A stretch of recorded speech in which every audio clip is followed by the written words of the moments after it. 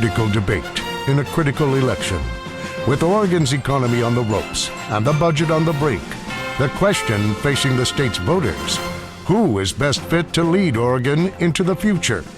Tonight, in their first and only debate, Republican Chris Dudley and Democrat John Kitzhaber take questions from reporters and from the public as they fight for your vote this November. From KGW News Channel 8 and The Oregonian, this is a Decision 2010 special, The Debate for Governor. Good evening, everyone. I'm Tracy Berry. Thank you for being with us tonight. We're very pleased to be able to bring you this debate, both on KGW and statewide, thanks to Northwest Cable News and the Oregon Association of Broadcasters. Our goal, of course, is to help you make up your mind about who you want to be the 37th governor of the state of Oregon. And to help you decide, the candidates will be answering a number of questions. First, from our panel of reporters, KGW anchor and host of our Straight Talk current affairs show, Laurel Porter, and Jeff Mapes, senior political reporter for our news partner, The Oregonian. Later, a group of undecided voters here in the studio will get a chance to ask questions. A special thank you to Mike Riley and Riley Research Associates for helping us find those undecided voters. We have asked Chris Riker, the debate coach at Portland State University, to help us keep the candidates on time. I don't think he's judging you guys tonight, though, so you're off the hook there. With so little time and so many issues, we want to get right to it tonight. And for this first section of the debate, candidates will get 1 minute to answer the question. Then the opponent will get 30 seconds to respond. Drawings ahead of time determine both podium position and the order of closing statements. Chris Dudley, your first question will come from Laurel Porter. Good evening, gentlemen. Thank you for being with us tonight. Mr. Dudley, whoever is the next governor is going to have a monumental task in front of him with a $3.2 billion budget deficit.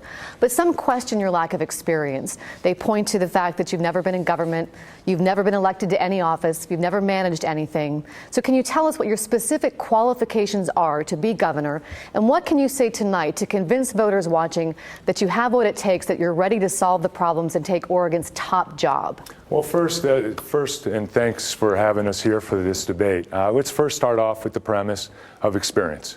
Our past two governors have had over 60 years of experience between the two of them, and yet here we sit. 47th in job growth, 42nd in employment, 43rd in quality of schools, among the national leaders in hunger and homelessness. We need experience from outside of government to come in, and what I offer is a vision of how to take Oregon forward in a new direction from the path that we've been on. I've outlined in the 26-point plan on government reform, 18-point plan on education, 20-point plan on jobs, on how to get our state going in the right direction. And we have to get out of the mindset that we've been on for too long, that the answer to every problem is more taxes, more taxes, more taxes. And I've emphasized that the answer is more jobs, more taxpayers. That's where we have to go forward. And it's my vision and experience, and we need leadership to take us forward. And I'm looking forward to offer that leadership and taking Oregon toward reaching its potential. Thank you. Mr. Kitzhaber. Well, the fact is, the biggest challenge we face is putting the private sector economy back to work. And during my 8 years, we actually created 128,000 jobs and moved the state economy forward by about 48%. That kind of experience is going to be essential today. We don't have a lot of time, it seems to me, for on-the-job training. We have a $3 billion budget deficit. We need to understand the nature of that budget, and I've actually proposed a plan that creates thousands of new jobs now, while Chris has proposed a plan that actually doesn't create jobs in the context of this biennium. We just can't afford that. Jeff Mapes, your first question will go to Mr. Kitzhaber. Good evening, Mr. Kitzhaber. As part of your jobs plan, you say you want to start launch a massive weatherization efforts for schools using state bonds that would be repaid through energy savings. How are you going to do that now that the state treasurer says the state has no more capacity to float loans? And even if you can, does it make sense to take on $100,000 in new debt for each job created? Well, first of all, these would not be ordinary general obligation bonds. They actually pay for themselves. That is, they're paid for with actual revenue savings, energy savings during the initial biennium. And the idea is to, and I do agree with the Treasurer, we need to cap the amount of GO obligation that the state has. These are more like revenue bonds in the way that they're structured. Also, they're going to leverage significant private resources from ESCOs like Johnson Control and McKinstry so we can get private resources involved again. And the net result of this is going to be the creation of significant middle-income jobs throughout Oregon, good trade jobs. Unemployment in the trades are about 30% right now. And if we intentionally use Oregon products like gelled-win windows and other Oregon sources, we can increase that ripple effect. So this, to me, is a no-brainer. It creates jobs. It actually reduces the cost of operating our schools. It puts people back to work. It generates additional tax revenue. And if you then move to private buildings, residential and industrial buildings, you have the opportunity to continue that job growth and those resources and revenues coming in for a decade. Well, Jeff, the answer to your question is no. It does not make sense when our credit card, the state credit card, is maxed out, as Ted Wheeler said. It does not make sense to borrow $100 million for $100,000 at a temporary job. That does not restore capital, confidence, or competitiveness to our state, which is what we need. And this is, again, a difference in philosophies. My opponent, John, believes that it's government and politicians that create jobs. I believe that it's private sector and entrepreneurs. We need to create a better environment, a better environment in which to create jobs, and we have to do so right away. Jeff, your next question goes to Mr. Dudley. Yeah, good evening, Mr. Dudley. I understand your reasoning for wanting to lower the capital gains tax for businesses interested in investing in Oregon companies. But explain to voters why you think a trust fund baby who lives off of stocks and bonds that may have nothing to do with Oregon should be taxed 3% on their income, while the average working Oregonian pays 9% tax on their wages. Well, right now, Jeff, we have the highest capital gains rate in the country, across the river from the state that has the lowest. We're at 11% at the high end. Washington's at 0%. And to think that capital, that doesn't influence where capital flows, to me, is naive at best, dishonest at worst. So we need to create an environment in which people will invest in Oregon to create jobs for Oregonians. And I've made the point over and over that 11% of 0 is 0. We need to keep revenues, we need to keep capital in our state, and we need to do so quickly. Just this week, I was reading 2 different articles. One that had a ranking of the 500 fastest growing companies in the United States. 2 were in the state of Oregon out of 500. That is a disaster for us long term. And another article talking about what was happening in California. Businesses fleeing out of there, leaving the Silicon Valley. Where were they going? Utah. Why Utah? Why not Medford, Portland, Eugene? We have to create an environment in which businesses will come to our state and invest capital in our state to create jobs for Oregonians. And by doing this, we'll have more revenue for our schools, our roads, and our hospitals. Mr. Kitzhaber. Well, let's look at what Chris is actually proposing here. He's proposing an $800 million set of tax cuts that will benefit the wealthiest of Oregonians and won't create a single job for the 200,000 Oregonians who are out of work today. The fact is, we do need to improve the environment for reinvestment in Oregon's state, but the way you do it is not by simply giving away money to people who least deserve it. You do it by creating jobs for middle-income workers who can't get work today. There's a 30% unemployment in the trade unions today, yet Mr. Dudley has not proposed an immediate job creation plan and apparently doesn't support putting people back to work, making our schools more efficient. Laurel, your question is for Mr. Kitzhaber. Mr. Kitzhaber, you're seeking an unprecedented 3rd term as Oregon's governor. Your critics say you've had your chance. You've had 2 terms, you had 8 years, and they blame you and the state Democrats for the bad economic situation our state is in now. Will you spell out clearly for us now why you want to be governor again and why you think you deserve another 4 years? Well, I think we're at a point in time in Oregon's history where we need a governor that has experience and skills and shares Oregon values. And I think I'm the right person for the circumstances we face today. I believe I can go down to Salem on day 1 and get my arms around that budget crisis, which we've already laid out a very definite plan to do that, balancing that budget within the resources that we have. I'm the only candidate in this race who has actually created private sector jobs, who's brought businesses into the state of Oregon and negotiated businesses with foreign companies. I'm the only candidate in this race who's actually managed a big enterprise and who's actually balanced a large budget. Furthermore, I think I share the values that most Oregonians share. I'm concerned about middle-class families. I'm concerned about the plight of the frail elderly and the vulnerable during this recession. I want to actually create jobs today, not tomorrow. I'm concerned about our environment, and I'm concerned about a woman's right to choose. I'm not going to let people drill for oil off the Oregon coast. Those values need to be reflected in how we prioritize our budget during the next year. So I think those are the reasons that I feel I'm qualified for this job, and at the end of the day, I believe people will vote based on qualifications. Well, as you know, we share many of those values you just outlined. But we also, when we talk about the experience, we cannot go back to the past. We cannot defend the status quo. During your time as governor, unemployment went up by 65%, spending went up by 57%, did not address PERS, did not stabilize our education, did not establish a rainy day fund. And after 14 years in the legislature, 8 as governor, you walked out saying that this state is ungovernable. I can't lead it. We can't go back to that. We have to go forward. We have to go in a new direction, and we have to take advantage of the incredible assets that we have here in this state. We live in the most beautiful state in the country. We need to push it forward. Laurel, your questions for Mr. Dudley. Mr. Dudley, let's go back to that $3.2 billion budget deficit and how you would solve it. And let's not talk about process like zero-based budgeting or about government waste or about state employee salary, because most analysts agree it's going to take something really big instead of just shifting money around. So what 3 things, give us an example of 3 things you would cut, services government now provides that we can no longer afford, 3 things we can't afford to do anymore to balance the budget? Well, I reject the premise that we shouldn't address labor costs or we shouldn't look at zero-based budgeting, and of course we have to do those things. We are facing right now we have a $14.2 billion budget. We're going into the next biennium, if revenues hold up, at $15.1 billion. We're actually increasing in the amount we're going forward, but we cannot increase by the amount that we want to get to staying on the same path. And that's why I've outlined certain areas where we have to look at where government is, the certain areas it's in. We have to get away from automatic budget increases. We have to get away from the idea that just because Department X spent 10%, or the department spent X last biennium, that's going to spend X plus a 10, 12, 14% increase. And we have to talk about the elephant in the room, which is labor costs.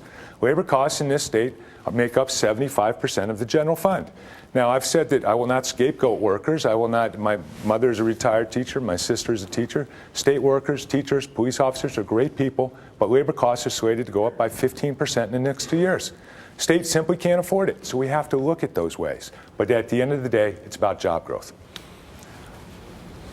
Well, I think we need to recognize that 93% of the general fund is spent in 3 areas: education, public safety, and human resources, and we are essentially flat funded. So in a sense, the cuts have already been made. So the question isn't how we cut the budget. That's been done. The question is how we take the money we know we have and spend it differently going forward to create a foundation for rebuilding this Oregon system of public education, to rebuild our social services, and to rebuild our economy. And I've proposed a very detailed plan to do that. But we need to recognize that the cuts have been made. We'll have a flat-funded school system. We'll have a flat-funded set of human resource programs. And we need to be very, very innovative in making those decisions and priorities to move our state forward successfully. Jeff, your question goes to Mr. Kitzhaber.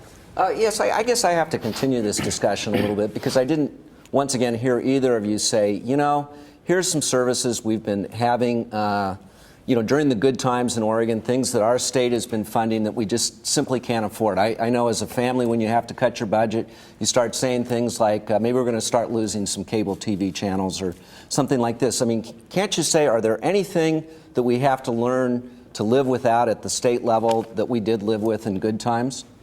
Well, again, most of the budget is involved in 3 large areas. So we're not going to cut out education, I don't think. I don't think we're going to eliminate prisons. I don't think we're going to stop taking care of people who need medical care. So the question is reorganizing the dollars we have. So in K through 12, for example, we need to provide the school system with an amount of money that those districts can count on every year from now to 2000. It's not going to be adequate by today's standards, but it's going to be stable. Because while the amount of money that goes into the schools, the overall amount is a big problem, not knowing from month to month how much money you have makes management very, very difficult. We're going to have to set priorities within the Department of Human Resources based, A, on who's most vulnerable, B, whether cutting this service will put someone into a higher level care setting, how many federal dollars we have. So it's not as simple as just finding a specific program. There are some small programs you could eliminate, but the big dollars are in those areas, and those are the ones that have to be addressed. Mr. Dudley. Well, yeah, to address that, I would say there are certain things that we're going to have to look at eliminating. An example there might be Betsy, the energy tax credits, a program that in 2007 was projected to cost $10 million. Now projections, it could be as high as $900 million by the time it's all said and done.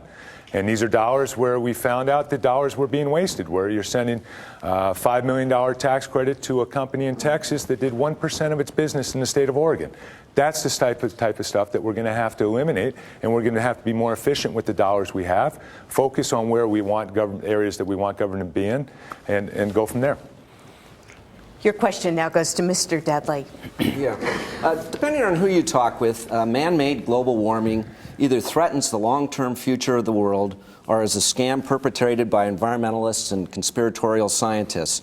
Given that, isn't it really important for Oregonians to know whether you think global warming is a real threat or not? So far, you haven't said how you feel about that, and I'd like to know if you'd let us in on your thinking tonight to help us evaluate how you would deal with these kind of environmental issues in the future. So what is global warming, a man-made threat or not? Well, I have said what my thought on global warming is this, that global warming exists, man contributes to it. How much? I don't know. I don't know how much is man-made, how much is natural. But the point is, and I think where I looked at it is, let's go where we can build consensus. I think we all agree that it makes sense for our state and our country to be independent energy-wise. And it makes sense for us to reduce our carbon emissions. So I embrace alternative sources, and I think we should bring everybody to the table and focus on the 80% that everybody agrees on, and focus on the areas where we can do a better job and look at other sources. We should embrace, we have hydro today. It's been a great advantage for the Northwest. We should continue using that. We should look at biomass. We have wind. We have wave. We should look at different ways, solar, and embrace those and going forward. And I think it's something that we can find the common agreement and go forward on that basis, and do so in a manner that doesn't needlessly raise rates or eliminate jobs. And that's the bottom line, is getting that balance. Your response, Mr. Kitzhaber? Well, I do believe that global climate change is human-caused, and I do think it poses an enormous threat to our country and to our nation. I do think that we should ban oil drilling off the Oregon coast, particularly after what happened down in the Gulf Coast. Those things just make sense. We have to reduce our dependence on fossil fuel. Oregon is in a tremendously powerful position to do that, to become a leader in renewable energy, in energy management, and energy generation. There's a new industry there for us that we can export to world markets, but also improve the competitive advantage of our own industries by applying those to businesses here in the state of Oregon. Laura, your question goes to Mr. Kitzhaber. This week, President Obama told an education summit that he favored financial incentives for the best teachers. And he said the bad teachers should be terminated. In the past, you've opposed merit pay for teachers, and some say you're beholden to the teachers union, which has endorsed you. What is wrong with rewarding good teachers and finding a way to weed out the bad teachers, especially since even President Obama, who was endorsed by the teachers union, the National Teachers Union, is coming out in favor of this approach? Well, there's nothing wrong with it. It depends on what your basis for measurement is. I do not support paying teachers or evaluating teachers based on the performance on a single standardized test. There are a whole host of factors that are beyond the control of a classroom teacher, whether the child comes to school hungry, whether they're living in a car, whether they're learning English for the first time. So we need a test. It's a formative model, how much the student has grown, how much progress they're making, and that needs to be used to assess both students and teacher performance. And we need to get the resources to the students that need additional help. We need to get resources to teachers who need additional professional development. And if they do not follow that professional development and clearly cannot meet the cut, they do need to be eliminated. Then there needs to be a process to do that.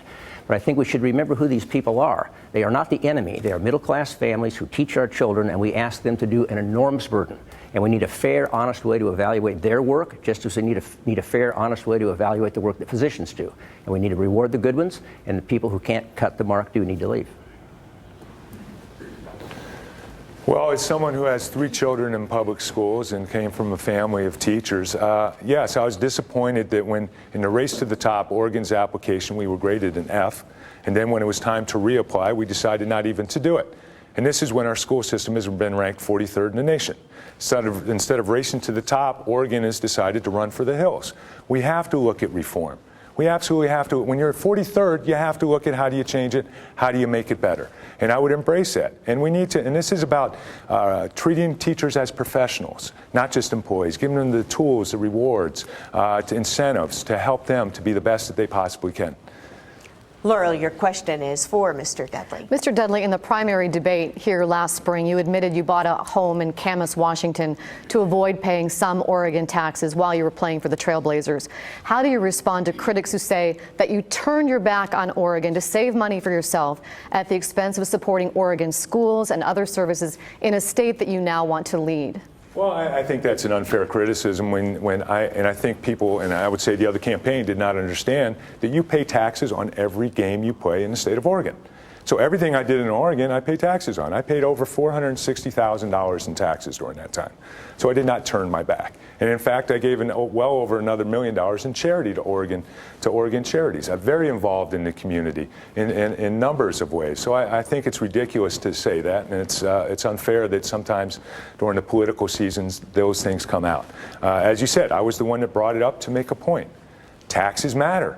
There's over 95,000 people who live in Washington who work in Oregon today.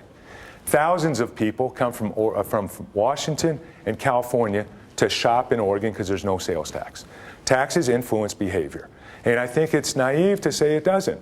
And I'm the first to point out that we have to change our environment here so that people will stay here. So we don't have companies that leave and go across our state and then make the sale, and then it's 11% of zero. So it makes sense to recognize that taxes do matter. Mr. Kitzhaber, your response. I have no response. Okay. Jeff, your question goes to Mr. Kitzhaber.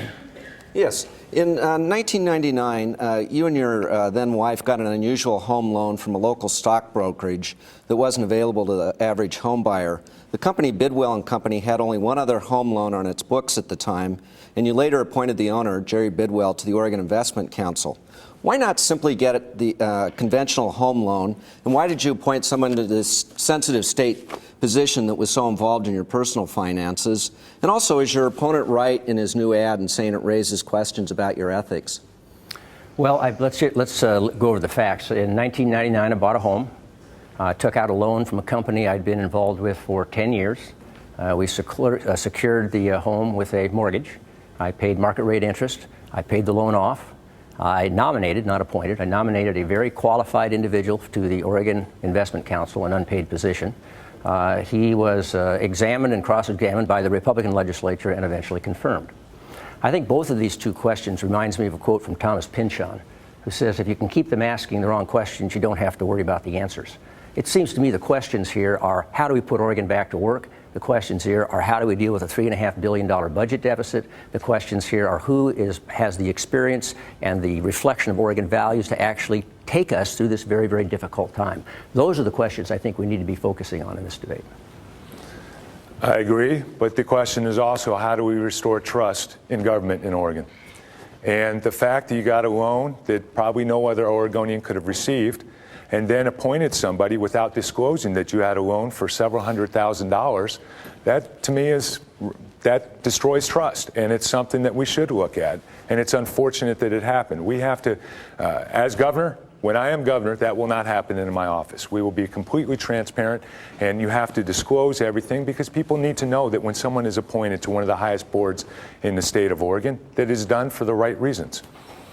Jeff, your question now goes to Mr. Dudley. Right.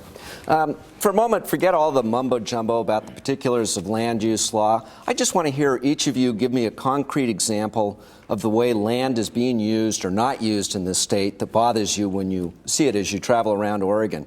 Give me an example, for instance, of a development you don't like seeing in a certain place, or give me an example of land that you think should be developed but isn't allowed under our current zoning rules. Once again, be specific.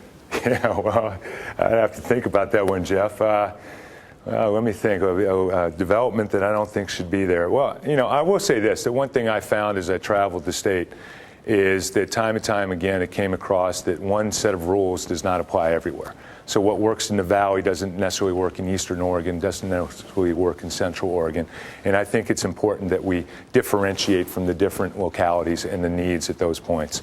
As far as development, I think we want to make sure that development is restrained, but we also want to protect property rights. I'll have to think, I can't think off the top of my head that one specific area that I wouldn't have wanted built. But I think going forward, it's important that we have a clear set of rules that people understand, and we also have available land, protect property rights, and have available land for when people want to develop those for business or for residential. And I will have to get back to you on thinking of the one particular. Well, I don't want to see the casino built in the gorge. There's one. Secondly, got to be quick here. I also think that the pattern of development, this is one example, down around the Woodburn area is not optimal. I mean, basically, the thing we have to do with our land use program is integrate land use with transportation policy, with housing policy, with our economic development policy, so you don't have buildings or jobs over here and houses over here and create an enormous traffic problem in between. So I do think we have to look at much more integration of these decisions as we go forward to ensure that we have robust economic development, but we also don't increase costs through congestion.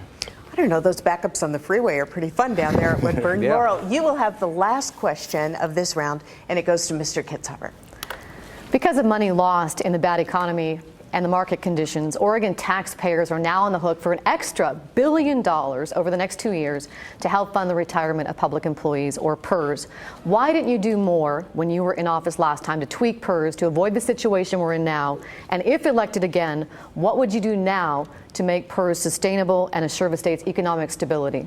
Well, actually, we did. We created the second tier to PERS while I was governor and began to address that problem at that time.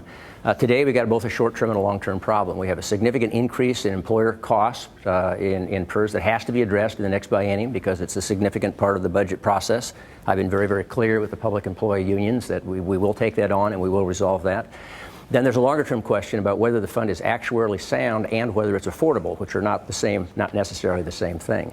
And both of those issues will have to be addressed. I would argue that we should address those in the 2013 biennium. We've got a lot on our plate next time. We've got the employer contribution piece. We've got to reduce a $3.5 billion budget deficit, which means we're also going to have to reduce overall compensation for public employees, not just in PERS, but increases in COLAs and step increases and employee contributions to health care. So it's a sequence step, but I am committed to having an actuarial sound, fair and sustainable system. And I think it's also important to recognize, again, we're talking about middle-class Oregonians who are very, very important citizens, and it's not an us versus them. It's an economic issue that we have to address together. Well, it is an issue that we have to address together because we have to get on a sustainable path for Oregon. And that is why I've said that in looking at PERS and healthcare costs and salary, I think it's important that we look at total compensation. Total compensation, which is slated to go up by between 13 and 15% over the next 2 years, which the state obviously cannot afford, that we have to talk about this in a fair, reasonable manner, get both parties to the table. And it reminds me of talking to a negotiator for unions who worked with corporations. He said the corporation would tell them that we can afford, say, a $2 an hour increase. But that's what, with the top line, we can afford. We can divide it up however we want between salary, health care benefits, retirement benefits. That's the model that we have to get back on, and we have to bring that back, those obligations. All right, thank you, guys. We're going to move on now to our audience. My colleague Joe Donlin is in the crowd. Each candidate now, you guys will each get 1 minute to answer the same question from the audience member. And Joe, we're going to start with Mr. Dudley. Okay, first question comes from Ted Kay from Portland. Go ahead, Ted. Please tell me what you will do to advance comprehensive tax reform in the state of Oregon. Please discuss the income tax, property tax, and sales tax. In 1 minute. Yeah. Well, as you know, Ted, I've outlined bringing down the capital gains tax immediately, because I think that will, first of all, it's only 2% of a little over 2% of our overall revenues, and I think that could have a dramatic impact on getting businesses started, getting people to invest in the state of Oregon. What I have found is I've traveled across the state, and during the primary and since, I've visited each of the 36 counties, met town halls, meet and greets, talking with elected officials, and what I have found over and over is that people don't want to hear about more taxes. They don't want to hear about the revenue side. They want to talk about the spending side first. There's an overwhelming thought that we want you to get your house in order. Show that you can get control of your costs, just like we have in our homes, just like we have in our businesses. After you do that, we can address the revenue side. I do believe the revenue side is something that we should have a comprehensive look at, but I think the step process is that first we look at the spending side first, reduce the capital gains to get businesses flowing, to create jobs, not just for the wealthy, but jobs for everyone, because we need to have jobs in our state. And the bottom line is we cannot afford the quality of life we want here in Oregon if we don't have the jobs. Oh, sorry. Mr. Kitzhaber. Well, I'm actually going to try to answer the question. At the local level, we're going to have to review provisions of 5 and Measure 50 because many cities and counties are in compression. That is, they're capped in terms of the resources they can raise, but they're having population growth, and it's very, very difficult for them to provide those services that are very, very important for local businesses and for them to maintain themselves. On the state side, we got 2 issues. First, we have an income tax-based system. 93% of our income comes from personal and corporate income taxes, which makes it extraordinarily volatile. And I think there's a relationship between that and our inability to provide long-term stable funding for schools and the fact that our per capita income is gradually eroding. So next session, we need to deal with a 2% kicker. We need to build ourselves a big savings account before that kicks back to give us some stability during bad times. I tried to create one during the 1990s, but the Republican legislature refused to adopt it. And then we have to have a discussion about whether it still makes sense to rely so heavily on one revenue source. I personally believe it's time to diversify our tax base. There's a variety of ways to do it, but I don't think that's a discussion we can continue to avoid any longer if we want to move forward economically in the state of Oregon with a good business climate and stable revenue for our important public services. Joe, your next question from the audience will start with Mr. Kitzhaber. Okay, and it comes from Keenan Ryan. And you have a question about the kicker. You wanted to know a little more about that. Yeah, I just wanted to know if now would be a time to consider repealing the kicker, in your opinion, and why or why not? I would not support repealing the kicker. I don't think it would be good for the state to just build up an unlimited surplus, although it would be really nice to have an economy that gave us that opportunity. But I do think it doesn't make a lot of sense to prevent the state from doing what most responsible businesses and families do, which is to save resources during good times to tie them over during bad times. So I do support modification of the kicker to create a very well capitalized savings account, if you will, with very tight controls on how you access that to ensure that it's used for specific purposes, primarily, I think, for stability in our educational system. But I think, as I said earlier, I think that's just the first step. I think the larger problem is that we've got an extraordinarily narrow and volatile tax base. So every time there's a hiccup in the global and national economy, the bottom falls out of our ability to fund those important services. And quite frankly, education is the cornerstone for economic growth and prosperity into the future. So that's the way I would sequence it. And I think it's a very important debate that the governor's going to have to lead. So right now we're looking at the business kicker, which may kick in, but I think it's been overblown what impact that would have. It's going to be $40 million, which is 0.02% of our general fund. So it won't make a big impact. And I think we have to get away from the answer always being more taxes, more taxes, more taxes. And we have to look at our spending side and look how we budget, just like families do, businesses do, establish a rainy day fund. Our revenue system is extremely volatile, and it always will be. Even if you had a sales tax, it always will be volatile. Just ask California. But the point is that when times are good, you have to take dollars from the top and put them aside when times aren't as bad. So your spending doesn't share that same volatility. And that's the approach I would take. And again, I have that overwhelming response from people that get spending under control first, then let's address the revenue side. That's the direction I would go. And I think they're expecting government to get that under control, and that's where we go first. Joe, the next question goes to Mr. Dudley. And it comes from Jeff Aerosmith of Portland. My question is, what would you say is the biggest difference between you and the other candidate? Besides size? I think it's the ideas that I passionately believe that we need to go in a new direction, that we cannot continue doing the same old thing that got us here. And I think John is wanting to defend the status quo and go back to what he did before, and that's what got us to the point where we are here today, where we're 42nd in employment, 43rd in education, number 1 in homelessness, number 2 in hunger. It's not working. The verdict is in. It's not working. We have to go in a new direction. And I think it's my emphasis on job growth, that we as Oregonians cannot afford the quality of life we want here if we do not have the job growth to support it. As long as we're at 10.6% unemployment, as much as 15-20% in rural counties, it's not going to work. And we have to take steps. That has to be, instead of an afterthought, which I believe it has been for the past 20 years, it needs to be priority number 1. My number 1 job will be to create jobs in the state of Oregon, get our economy going. That is what is needed, and I think that is the biggest difference between the two of us. Well, I think there's a difference between a new face and new ideas. Chris is certainly a new face and certainly a younger face than mine, but these are old ideas. They come right out of George W. Bush. The center of his economic development policy is $800 million in tax breaks, predominantly for upper-income Oregonians. Over half his proposals spend money that has no clear way to be paid for.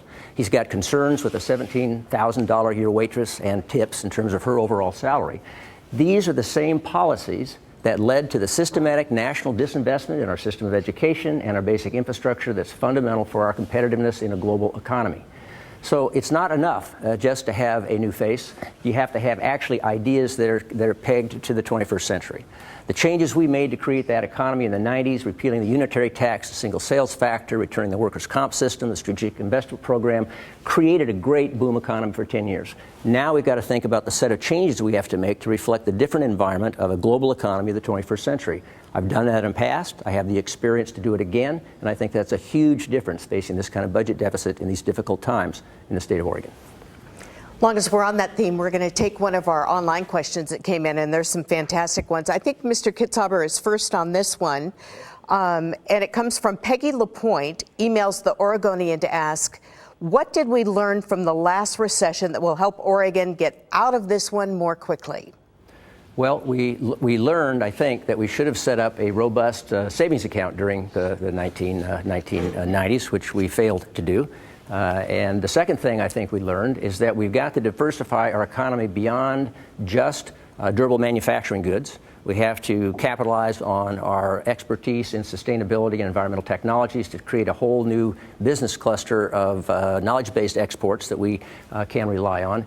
And I think the third thing is that although we support our traded sector industries and they bring those new resources into the state, we've not done a very good job keeping those resources here. So part of our strategy has to be developing local sourcing and local supply chains so that Oregon companies supply Oregon companies, and we keep those dollars circulating in Oregon. Using the data connectory base, we could connect our wood products industry with our burgeoning clean building industry and create a much more vibrant, strong economic web to help weather us from the fluctuations in the national and international economy. Well, I think we've learned a couple things. One is that we have to establish a rainy day fund, which hasn't been done. There's opportunities to do it when times are good. We just haven't done it. We haven't been able to resist the urge to spend every dime in the building. The other is you can't turn economic development on and off, and it's something that has to be a focus. Oregon is in the midst of a 14-year losing streak. Our unemployment rate has been higher than the national average for 14 consecutive years. We can talk about the national economy, and it is bad. No question about it. But when you're 42nd in employment, that means there's 41 other states that are doing a better job than you are. So we need to learn from that, and we need to create the environment in which jobs are created. I'd also like to go back to something earlier that John said, which isn't true, and I think it's disappointing that this campaign so often goes off on facts or misleading statements. I've never said I wanted to reduce the minimum wage, and I'm not. End of story. Not reducing the minimum wage. End of story. End of story. And the other is, as far as capital gains, that's different than personal income taxes. And it's only 2% of our revenues. And so I think they're not new ideas. There's ideas that are going to get us forward. We can't keep defending the status quo. Thank you, Mr. Dudley. We're out of time. Okay, our next question, we'll start with you, though, so don't go too far. Harvey Platt emails the Oregonian to ask, and he says, I've spoken to many young people who feel disenfranchised by Oregon's political system. They are intelligent and independent thinkers who are excluded from voting for many offices in primary elections simply because they do not choose to be D's or R's. Would both of you commit today to supporting an open primary system in Oregon, either through legislation or the initiative process? He's very specific. Oh, and I know Harvey, so okay. And I know he's been. This is an issue that's I think of great importance. It's something that Washington has done, California has done, something I am open to certainly in looking at and embracing. I think it makes sense for us to look at different ways and how we have more candidates that can be more centrist, I guess is a way to say it. And it's so it's something I certainly am open to look into what's the best way to go about it. One thing I was disappointed in that didn't get on our ballot was redistricting. And I think that's equally as important. And that is to eliminate the gerrymandering that happens now with district lines, and I think sets up partisanship. Just have the lines should be drawn up by a non-partial third party. And that's something that I wish we had done. I think Harvey makes a great point that we need to get rid of the partisanship. And we need to be able to work together, and that's something that I really look forward to doing, is being able to reach out to both sides, connect, and build a consensus going forward. And I think Harvey breaks some. It's a great idea on how to do it. So you will commit to looking at it, not to supporting it? Well, I have to see what it is, see what but I endorse the idea. Okay. Mr. Kitzhaber. Well, the concept's pretty simple. You just let independents vote in the primary. It's called an open primary. I strongly support it. I was very active in the ballot measure last year, along with former Governor Vic Atiyeh. If you look at the franchise to voting in America, it's always been to include more people, not fewer people, from suffrage to the direct election of U.S. senators to the 18-year-old vote, and now this. I think by excluding 25% of Oregon's electorate from the electoral process, it does create that sense of disenfranchisement and gives us a lesser, weaker democracy. I think we should open up the primary, allow everyone to vote, and the top two candidates basically would be running in the general election. It's a very important concept. I think that would go a long way towards reducing the partisanship in our legislative bodies, and certainly we'll continue to support that. Joe, we're going to go back to audience questions now, and this question will be directed toward Mr. Kitzhaber. Okay, and it comes from David Benedetti of Portland. Yes, thank you. There are competing schools of thought on how to jumpstart an economy. One is to put money in the form of incentives and tax breaks in the hands of people who have the wherewithal to create jobs and hope for a trickle down. The other is to leave more money in the hands of the greatest number of consumers possible to increase buying and stimulate the economy from the bottom up. My question to each of you is, what is your method of stimulating the economy and jumpstarting it? Well, I think that you have to take advantage of opportunities that are there to actually create jobs on the front end.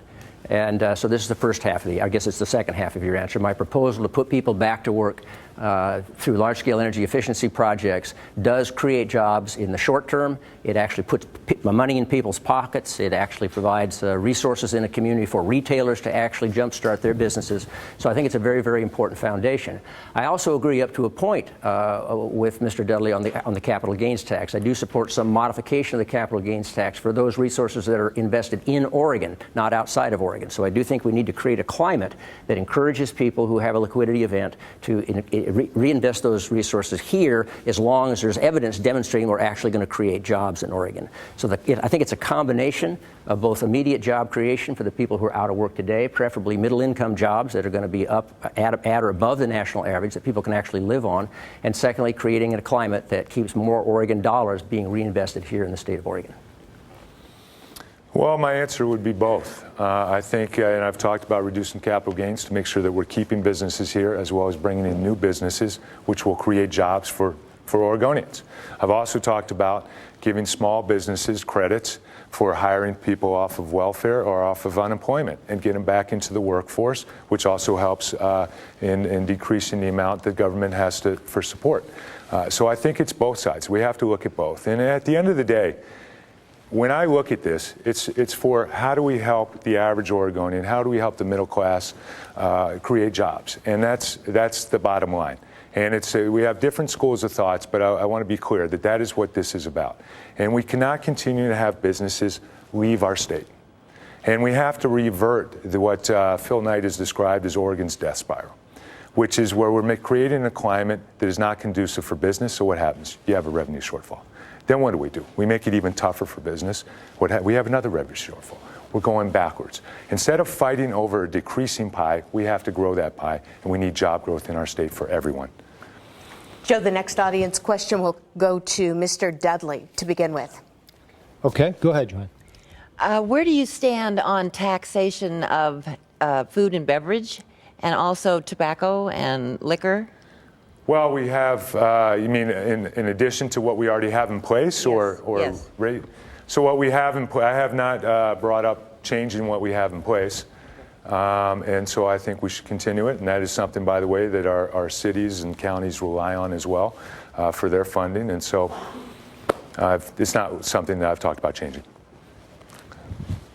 Well, I have and would continue to support increases in the cigarette tax. There's a direct relationship between the price of cigarettes and the number of kids who don't start smoking in the first place, and the cost of tobacco is just huge in terms of our overall health care system.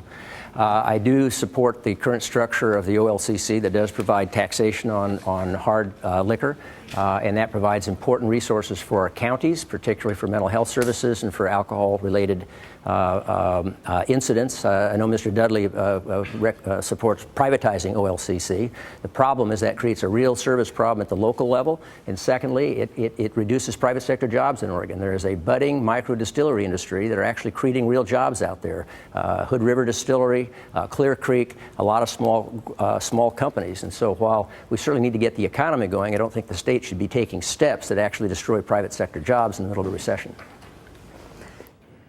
Joe, the next audience question goes to Mr. Kitzhaber first. And it comes from Justin Berger. Go ahead, Justin. Sure. I just want to know your thoughts on the $110 trillion federal deficit. And if you're governor of Oregon, what will you do to prepare us for the possibility of the national government being rendered insolvent by our creditors? Well, you have touched on, I think, the biggest problem facing our nation, and it is the runaway national debt that's on its way to $70 trillion when the baby boomers fully come onto the Medicare program that starts next year. The national debt increasingly is Medicare and Medicaid, and so the solution has to do with resolving our health care system.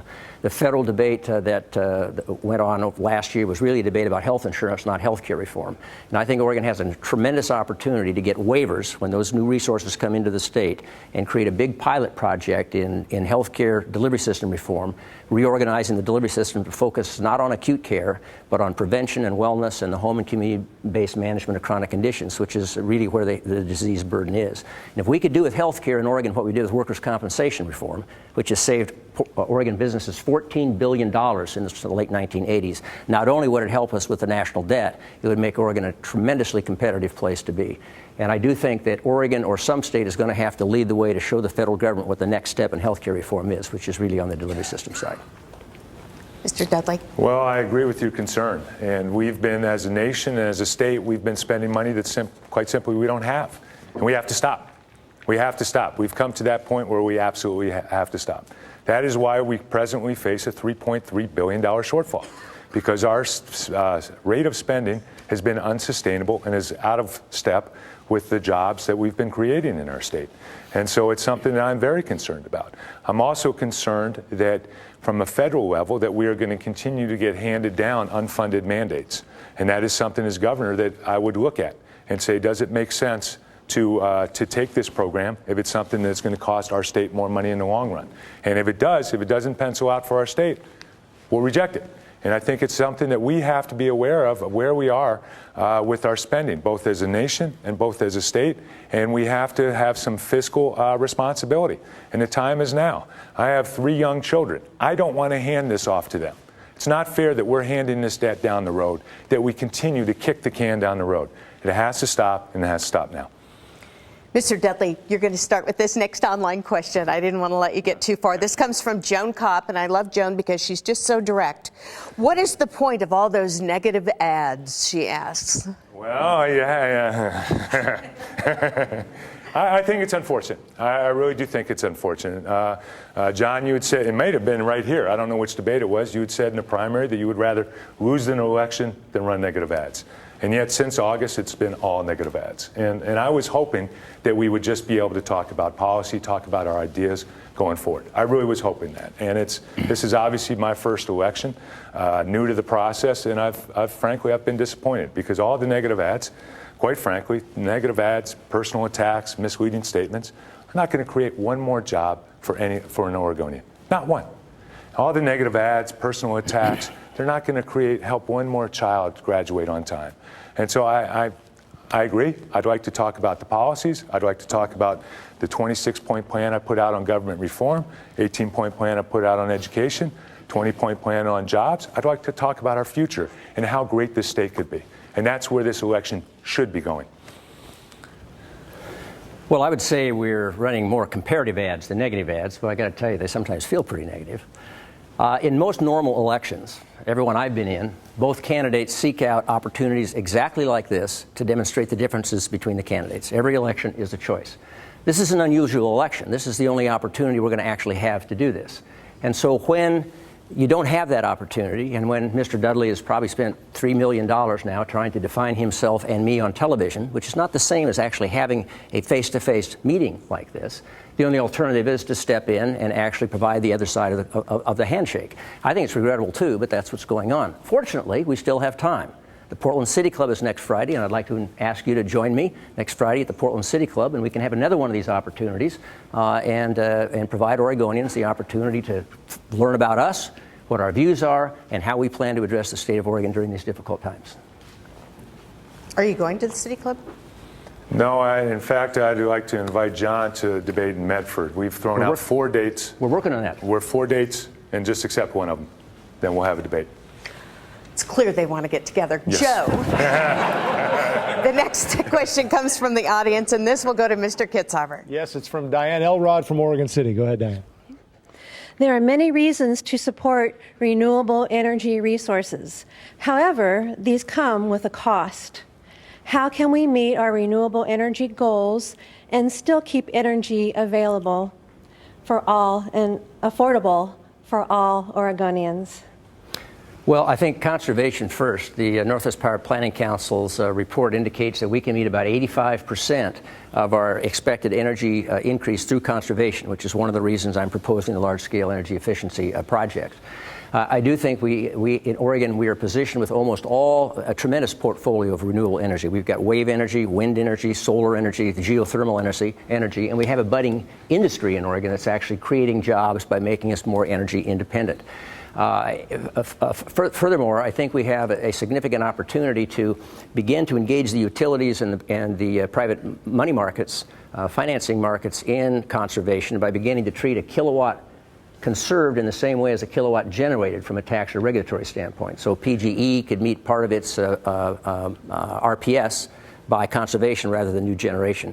So we're in a great place in Oregon, not only to create a new industry, to reduce our energy dependence, and to reduce the cost of living in Oregon for both businesses and homeowners through energy conservation. Well, I think going forward, and I would agree that conservation actually is the cheapest way to address energy needs. I've spent some time with Governor Linda Lingle from Hawaii. There they've put in an ambitious goal to get to renewable resources, and I think 35% is from conservation. So that's a key component, and it's also embracing other areas that we have, hydro, solar, wind, embracing those, but in doing so in a way that is reasonable to ratepayers. Because ratepayers, we have to be careful of what we're asking ratepayers to pay for. And I think we have to be very clear, and I think this is something that hasn't always been done when we talk about our 25 and 25 goal, which is a noble goal, but we have to clearly articulate what the cost is going to be to ratepayers, to jobs, what the transmission lines are going to look like, and make sure that we have that all outlined so the choices are clear to the voters, to the public when they go forward with this. And I think we have incredible resources here, incredible opportunities. Oregon is known as a green state. We should embrace that, but we should do so in a reasonable way that works for ratepayers and keeps jobs in our state. Well, personally, I think we're just getting warmed up. Yeah. But we're out of time for questions. So many more. Thanks to all of you who came and asked questions here, and for those of you who sent them in from home. We'll move now to the closing statements. Mr. Dudley won a drawing before the debate, and we'll go first. You have 1 minute, 30 seconds. Well, I'm going to ask the question, are you happy with the fact that Oregon's unemployment rate has been above the national average for 14 consecutive years? Are you proud of the fact that we're among the national leaders in hunger and homelessness?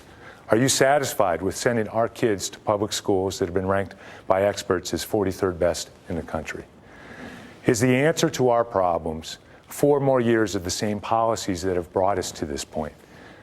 If you answer yes to those questions, and if you think this is the best that Oregon can do, then I respectfully suggest that you vote for my opponent. But if you believe, as I do, that Oregon can do so much better, and if you believe, as I do, that we have to move away from the partisan politics of the past, and if you believe, as I do, that Oregon needs a governor who will lead Oregon in a new direction, then I ask you for your vote, and I ask you for your help. Turning around Oregon is not a job just for one man.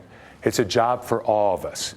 Together, rural, urban, suburban, Republican, Independent, Democrat, Together, working together, we can show that Oregon is not ungovernable. Oregon can be unstoppable. Go ahead, Mr. Kitzhaber. Well, every election is a choice. I've lived in and loved Oregon for most of my life. As a doctor from Douglas County, as a public servant, I've spent my life working in Oregon for Oregonians and standing up for our values, for middle-class families, for a woman's right to choose, standing up for our environment. Those are values that are worth fighting for, and those are differences in this race. But there are more. Oregon needs jobs, and I've actually created some, over 100,000 to be exact. But more importantly, I have a plan to create thousands of new jobs now. By comparison, my opponent has a plan to provide $800 million in tax breaks for upper-income Oregonians that won't create a single job for the thousands of people who are out of work today. And how will we pay for that? Taking money away from education, away from health care, away from the social services that struggling families rely on during a recession. In fact, over half of Chris's proposals increase spending that we don't have. This is no time to raise taxes, but it's also no time to spend money that we don't have. Look, we've got a great state, and we've got a bright promise for the future. But it's going to take a governor who can start on day one creating jobs for the unemployed, protecting important social services, and protecting our schools. Those are the things I've stood for all my life. Those are the values that I believe in and that I'll continue to fight for every day. You can count on that. And here's something else you can count on. Oregon's best days are still ahead. I'm John Kitzhaber. I'm asking for your vote on November 2nd. Thank you very much. Thank you, gentlemen. That's all the time we have for today's debate. We want to thank our studio audience for your great participation, all of you at home for watching, and the candidates. Thank you for making this happen, both of you. We appreciate it. We're going to need to work on your schedules here. Remember that your ballot needs to be in by 8 p.m. on November 2nd, so get out and vote. And for more on the debate, log on to kgw.com, OregonLive.com, or switch over to